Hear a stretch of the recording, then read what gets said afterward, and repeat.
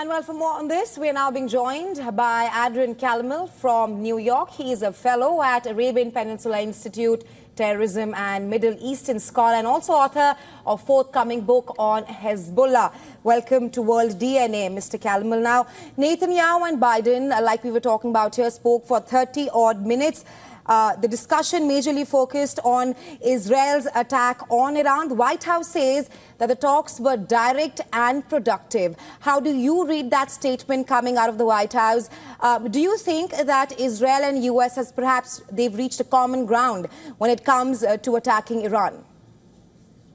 Thank you for having me on the show, Raisha.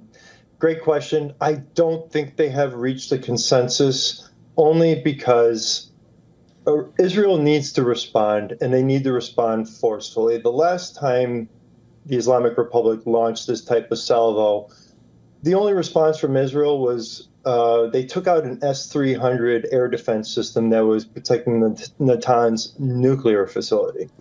So the systems that were supposed to be defending that nuclear facility were destroyed before they even realized the Israelis had taken them out. So I thought that was a very clear message. I think Israel has a opportunity here where the war has shifted, where they were on the defensive on multiple fronts, probably for 7-8 months, trying to hold off Hezbollah. Now they have an opportunity here, and they see it. Gallant is saying it. They have to, one, the oil facilities and petrochemical facilities, that would be a primary target for the Israelis, because one way to cripple the Islamic Republic and their proxies is to cripple that oil supply that they gain, that generates revenue that they can pay off their proxies. And then there's the nuclear facilities as well. So here we are. Hezbollah is severely weakened. We've seen that. So the Islamic Republic is not in a very good place right now. Mr. Calmel, shortly after that conversation between the two leaders, the defense minister of Israel, he said that Israel's attack against Iran would be deadly, precise, and above all, it's going to be surprising. We've seen Israel resort to certain asymmetrical tactics in the past, of course, nothing that they admitted to, but that was extremely deadly and it was extremely surprising. Do you reckon that Israel would perhaps resort to something similar like the pager blasts we saw earlier?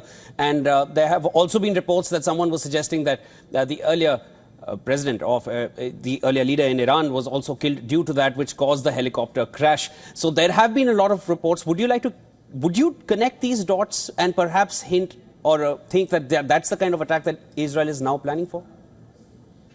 It's hard to say what Israel is planning for. I can say that they have that capacity. They've proven that during this war with the pager incident, and even before the war, they were basically running circles around the IRGC internal security apparatus with sabotage attempts, and successful ones in Natanz, assassinations of nuclear scientists, etc. It's really difficult to say what they will do. I think it's going to be, one, I want to stress the importance. It's going to be, one, to minimize civilian casualties. The Israelis understand that the Iranian people have been oppressed by this regime, and that's very important to understand. So I think, again, it comes back to really, if you look at the greatest threat, the existential threat, the way the Islamic Republic has been able to threaten Israel and its livelihood is, one, through Hezbollah, and then the looming nuclear threat. Now, if they can wipe out both those threats in a relatively short period of time, I think we've seen what's happened with Hezbollah. They have been severely degraded from it wasn't a decapitation strike. They went from the bottom up and they cleared the entire structure. Mr. Calmel, talking about the phone conversation between Biden and Bibi, yet again, the US president asserted Washington's ironclad support for Tel Aviv, and U.S. has also stepped up troop presence in the region. But all this while, Biden has also been urging for restraint in West Asia in a bid to avoid an all-out war. The paramount question now is that for how long will U.S. continue supporting Israel? Well, I think we also have to remember that we're coming up to an election here. So we don't know which way this election is going to swing. It could go either way. If it goes a Harris-Walz way, I could see that support diminishing even further. If it goes to Trump and Vance, I would see that support become more ironclad there. So that's kind of the way I see the relationship right now. The U.S. has been very contradictory in their message. They've given the Islamic Republic, both Biden and Obama gave them a pathway to a nuclear weapon and said that they would use the military option if it looked like they were coming to that point. But now Biden's backpedaling on that, and the military option seems to be off the table when it comes to nuclear programs. So there's serious friction.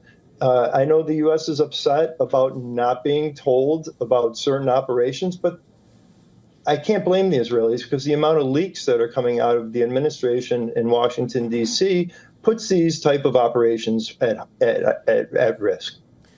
All right, Mr. Adrian Caramel, always a pleasure speaking with you. Thank you so much for joining us on World DNA. Thank you so much. Have a nice evening. You too.